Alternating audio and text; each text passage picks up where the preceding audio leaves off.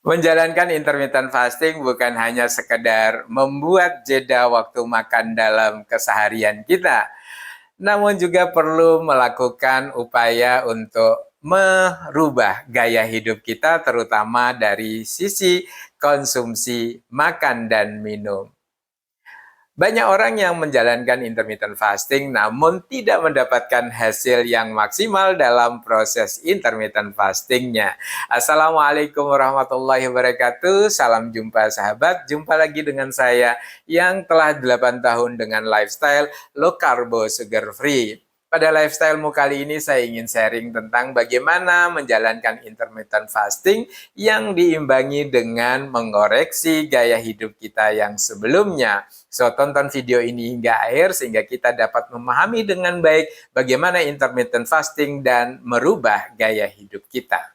Intermittent fasting yang sekarang sedang populer sejatinya bukanlah hal yang baru di dalam sejarah kehidupan manusia, juga sudah mengenal intermittent fasting. Bahkan di dalam sejarah bangsa dan agama-agama dunia juga sudah mengenal intermittent fasting jauh sebelum ini.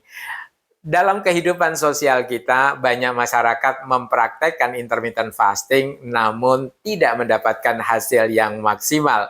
Intermittent fasting berubah menjadi sebuah tren untuk mendapatkan validasi sebagai upaya untuk menyatakan bahwa saya atau kelompok masyarakat tertentu sedang mengikuti apa yang sedang populer. Sejatinya, dalam kehidupan kita, intermittent fasting bisa berfungsi lebih maksimal dari hanya sekedar mendapatkan validasi dari lingkungan sosial kita. Sejatinya dalam praktek intermittent fasting tidak hanya sekedar sebagai sebuah lifestyle biasa, namun dalam prakteknya sejak awal perkembangan intermittent fasting di tahun 1915 sudah ada upaya untuk menjadikan intermittent fasting sebagai sebuah proses penyembuhan. Demikian juga yang terjadi pada era-era Romawi dan Yunani. Dan belakangan ini dunia medis pun telah memasukkan intermittent fasting ini sebagai bagian dari upaya dan pendekatan dalam mengembangkan dan mengembalikan kesehatan tubuh manusia. Nah, selain untuk mengembangkan dan mengembalikan kerusakan kesehatan akibat gaya hidup, intermittent fasting juga menjelma menjadi sebuah pendekatan untuk membuat selain sebagai sebuah pendekatan dalam upaya untuk mengembalikan kerusakan kesehatan tubuh, intermittent fasting juga sekarang menjelma menjadi sebuah pendekatan dalam mengembangkan kecantikan secara visual. Nah, banyak orang yang melakukan intermittent fasting untuk mendapatkan kulit yang lebih sehat, kemudian lebih glowing. Namun, untuk mendapatkan hasil yang maksimal di dalam menjalankan intermittent fasting, tidak bisa membiarkan intermittent fasting itu sebagai sebuah metode yang tunggal. Sama halnya dengan kita mengkonsumsi obat. Obat-obatan hanya bisa membantu kita untuk menekan keluhan, namun memperbaiki gaya hidup adalah salah satu cara sebagai pendamping untuk mendapatkan hasil yang maksimal dalam mengkonsumsi obat. Demikian juga dalam menjalankan intermittent fasting. Nah, kerusakan kesehatan kita lebih banyak diakibatkan dengan gaya hidup kita yang tidak karuan. Sebagai salah satu contoh adalah dalam konsumsi harian kita.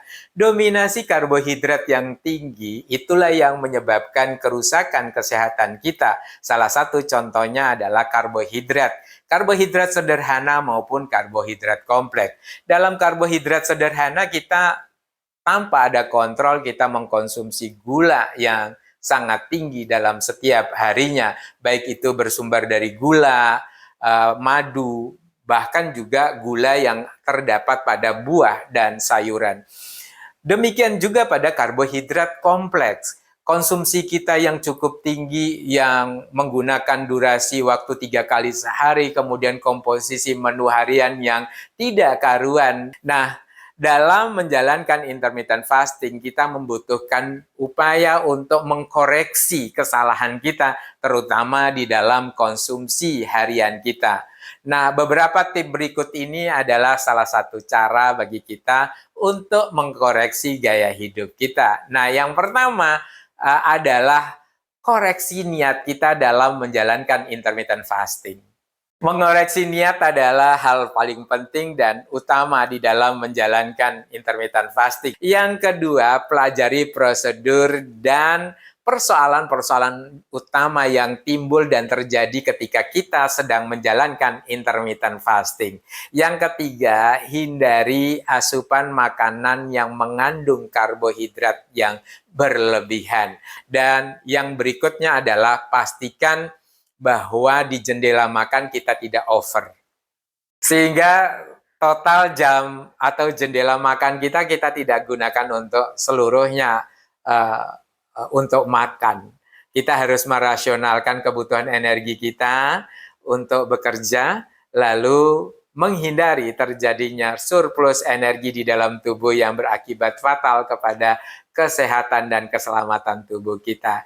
Nah, yang terakhir atau yang kelima, hindari makan 1 atau 2 jam sebelum kita tidur. Dapatkan hasil yang maksimal dari setiap usaha kita, termasuk intermittent fasting, adalah tujuan kita bersama, mengupayakan agar tujuan yang maksimal dapat kita peroleh adalah dengan cara merubah gaya hidup kita yang sebelumnya yang cenderung mengantarkan kepada kerusakan kesehatan dan keselamatan tubuh. So, sahabat, bila tayangan ini memberikan manfaat, jangan lupa like, komen, dan share. Terima kasih telah menyaksikan tayangan ini hingga akhir. Semoga kita senantiasa sehat dan istiqomah dalam menjalani lifestyle kita. Lifestyle-mu memberikan pemahaman dan perspektif baru dalam menjalani kehidupan untuk kemanfaatan yang lebih besar. Terima kasih. Wassalamualaikum warahmatullahi wabarakatuh.